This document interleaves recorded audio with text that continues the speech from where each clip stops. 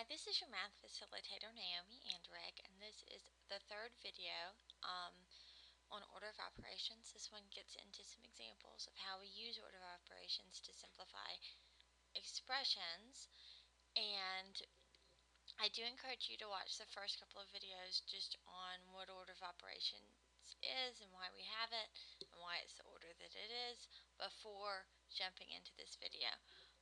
But this one actually goes through some problems, and the first problem's right here. You can see it looks like a fairly simple problem.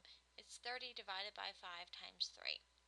Now, order of operations tells us to go parentheses first, then exponents, then multiplication and division from left to right, and then addition and subtraction from left to right. Now here, we don't have any parentheses, exponents, or addition or subtraction. All we have is multiplication and division. But the key thing here is to not do multiplication and then division. Do multiplication and division and treat them the same. So here we would, since we have division first to the left, we're going to actually do division first.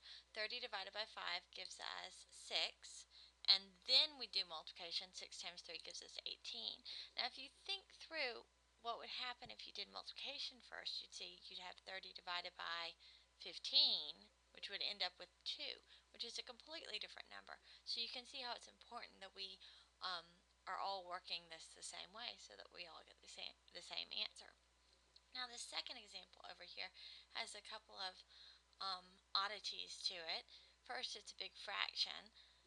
Whenever we have a fraction, we want to work out the entire numerator, top part first, and then also the entire denominator before we divide or simplify the fraction.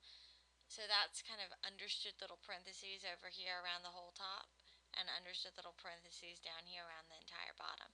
Now another thing here is we have absolute value symbols here. So those two vertical lines there mean that we're taking the absolute value of this -3. Now absolute value makes whatever's inside it positive. So if there's a negative number inside it, it makes it positive, and if there's a positive number inside it, just leaves it alone. But there are, again, understood parentheses there because you have to work that out before you can cube it.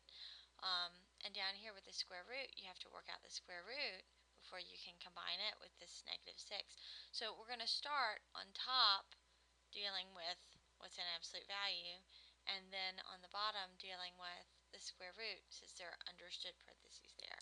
So when I take this absolute value, it makes it positive. Square root, of course, is just asking what times itself is this number. So I ask myself, what times itself is 9, and 3 times itself is 9, so the square root of 9 is 3. So that's all the square root does. Now here, after we're done with that, we continue to kind of simplify the top and the bottom separately. So first, the top, I'm going to have to do exponents because I have exponents and addition, and order of operations, parentheses, exponents, multiplication, division, addition, and subtraction.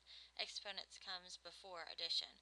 So the exponent here, since it tells me to multiply 3 times itself 3 times, the little number tells me how many times to multiply it.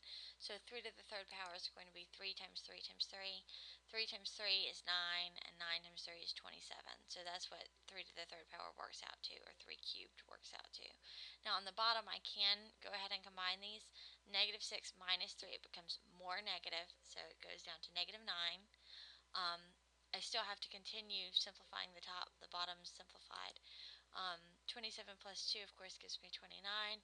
And from here, I would check if I can divide, I do divide, or if I can reduce, I reduce. But I can't do either of those since, well, 29 is not divisible by 9. It's prime. But also, they don't have any common factors. Like if they were both divisible by 2, I'd need to reduce. I can pull out this negative, put it to the front, and then my answer is, I'm just going to leave it here as a fraction since I can't divide this number by this number.